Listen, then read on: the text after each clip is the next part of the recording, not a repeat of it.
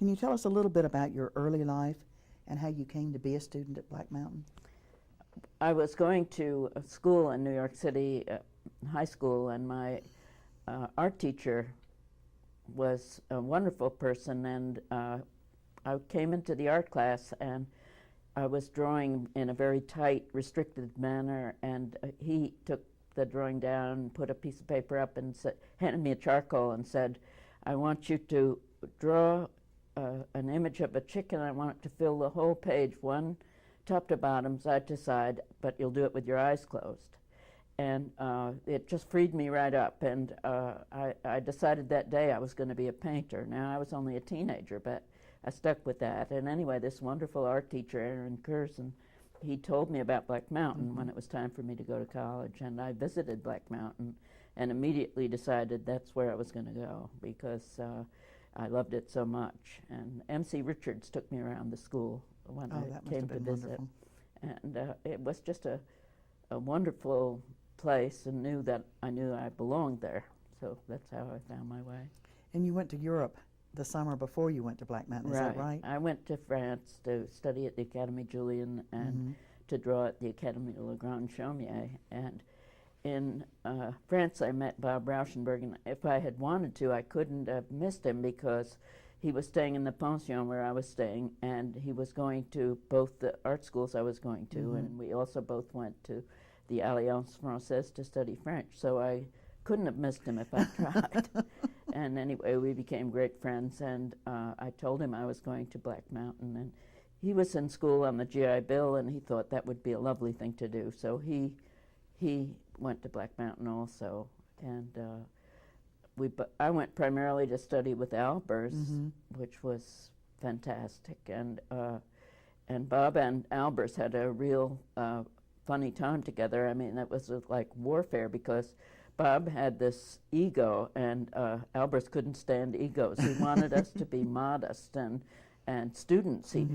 You're not artists, you're students, and I don't want any ego involved in this place. So he and Bob got off to a difficult start, and which was funny. But he called us the Bobbsey twins. Oh, how funny. What other teachers did you work with at Black Mountain? Most of my focus was on the art classes of Albers, but I did, let me think, I did take a dance class, which was funny because I was disabled, and Hazel Larson was a polio victim, and she was disabled, and we were both, I mean, she couldn't move from her waist down, and she and I were in the dance class. I thought That's it was fabulous. fantastic. That's really wonderful. That's really wonderful. So you'd say that Albers was by far your most influential teacher at Black Mountain? Oh, absolutely. And I had a funny time with him because he was very strict about the way he taught painting, and I was still a teenager, so I was wrestling with him, you know, in my mind. I wasn't actually. I was doing what was expected of me, but I was in that adolescent kind of state of mind, so that I didn't really want to always be told what to do, but with Albers you were told what to do and you did it. I mean, we were like children and he was like the grown-up, you know, and we, in the drawing class, we were either drawing from a model or drawing from some object or something, and he had very specific ways you drew, and you touch the paper as little as possible, so with the least bit of line, you express what you were doing the most fully. And it was so specific that at the end of the drawing time, when you put your work down on the floor for him to look it over, you hardly knew which to pick up because they were so alike. And then, you know, the color classes, I mean, they were very intensive and very, I mean, it was his own kind of academic work in a way, and I had started out painting very freely, so it was an adjustment for me, and only after, years later, after I was no longer a student and was a practicing artist, I realized I learned an awful lot from Albers, but without being open to learning, I learned anyway. Can you tell us a little bit about what the interactions with the students were like outside class? Well, that was the most wonderful, because I think that's one thing that brought about what's later happened in the art world, is that we really shared between people with different emphasis, like the dancers and the painters, the scientists and the painters, the writers and the painters. So it brought about this kind of collaborations that later happened in art so much. And I think one of the reasons was we were a small community, and in the evening after the day was over, we would settle down in the dining hall and we would share our own experiences, but across the different mediums. And we also all participated in all the mediums. I mean, I was studying poetry and I was singing and everything. So I think it really opened things up for this kind of sharing that later happened so much, that became the happenings, not only from the first happening in Black Mountain, but later this kind of dialogue between the different mediums. It was very important, very wonderful. So these evenings in the dining hall were the most rich for me, the most wonderful. And I think that's really affected the culture. The school never had any money. No. And some people say that affected what went on there. What effect do you think the fact that there was no money had?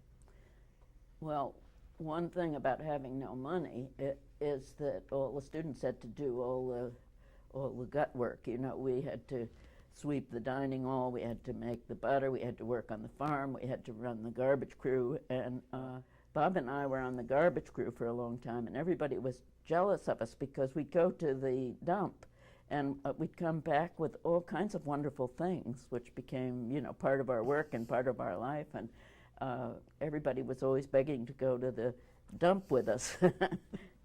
Set off on the truck with the dog, and it was wonderful. I understand that from time to time there might have been a little pigment of various colors in the butter. Oh, right. I was put on the butter making crew, and I never quite got all the paint off my hands, so every once in a while you'd see a blue streak or a green streak in the butter.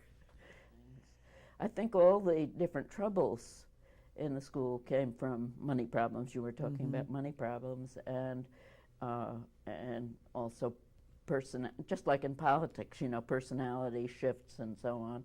But I think any dynamic place like that, you're going to run into these strong people, and you're going to have different points of view, and it made for all the schisms in the school. So that transitional period was pretty much going on during the time you were there.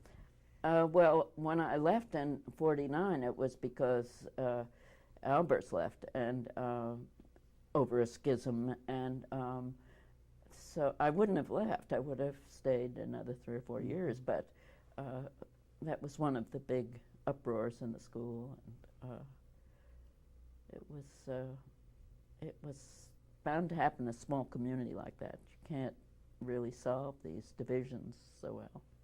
And the school changed drastically after he left. Is that your perception? I think so. I mean, for a while it really kind of kept its revolutionary character and so on, and but I think the heady, dynamic time was really over when Albers left. How did your experiences at Black Mountain affect the rest of your life? Well, I mean, very much because it began a circle of associations, and once I moved to New York, every time there was a Merce concert or a Merce performance or a John Cage concert, you'd see all your Black Mountain friends, you know, and it made a creative family for you, which lasted forever.